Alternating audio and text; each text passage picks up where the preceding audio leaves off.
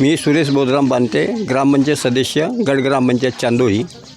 Sir, तुमच्या गावचे किशोरजी कंगाले यांचा मृत्यू झालेला आहे संशयास्पद. तर त्या मृत्यूबद्दल तुम्ही काय सांगाल, म्हणजे तुम्हाला काय वाटते? किशोर धर्माजी कंगाले शिवणोत्तर शिक्षक होते आणि चांगले व्यक्तिमत्वाचे होते. हरवेळा ते धार्मिक कार्यामध्ये हिरहरीने भाग घेत होते. आमच्या कोकणागडला महाशिवरात्रीची यात्रा त्यांच्यामुळेच भरण्यास सुरुवात झालेली होती आणि ते हर कामामध्ये सामोर होऊन सन्या कोणतेही कामं धार्मिक कार्य करत होते. पण काही दिवसापूर्वी म्हणजे 1 वर्षाच्या आधी त्यांची पत्नी आणि मुलगी जवाई हे त्यांना मारझोड करत होते आणि ते माझे खास चांगले मित्र होते. त्यांनी मला येऊन सांगितलं का मला असे करतायत. इथं आल्यानंतर त्यांना तिथं मेंटल हॉस्पिटलला त्यांची मेंटली आहेत म्हणून ठरवासाठी त्यांनी तिथं मेंटल हॉस्पिटलला ॲडमिट केलं होतं आणि तिथून ते त्यांच्याकडे न जाता पतीपत्नीकडे आपल्या बहिणीकडे ते राहासाठी आलेले आणि तिथून बहिणीकडून ते कोकणागड आपल्या पुतण्याकडे मंगेश कंगाले यांच्याकडे ते राहू लागले.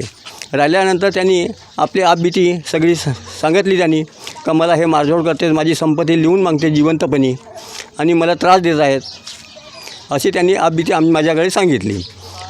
आणि त्यांनी पोलीस स्टेशन इथं Bhandara police station, Karda police station आणि जिल्हा अधीक्षक पोलीस जिल्हा अधीक्षक यांनासुद्धा तक्रार दिली. त्या तक्रारीमध्ये पण त्यांची अजून काही चौकशी झालेली नाही. आणि 9 जानेवारीला त्यांचे जावई अमित लांजेवार आणि त्यांचा मित्र हे कोकणागड बसस्टॉप फाट्यावर त्याला त्यांनी अडवला आणि तिथून ते गुमसुद्धा झाले. आणि तेच आम्हाला गावात ऐकायला मिळाली. सुनील चौधरी यांना त्यांनी फोन केलं होतं.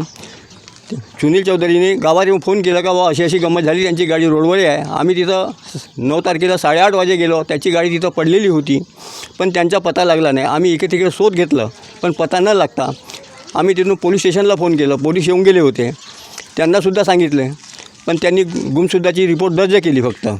अशी मागणी आहे का आता आमची अशी मागणी आहे की आरोपी इंदिरा कंगाले आणि जावई अमित लांजेवार आणि मुलगी प्राची उर्फ खुशबू लांजेवार ह्या कटामध्ये सामील आहेत आणि त्यांना फाशीची शिक्षा देण्यात यावी अशी आमची गावकऱ्याकडून आणि मी ग्रामपंचायतच्या वतीने सुद्धा मी मागणी करत आहे.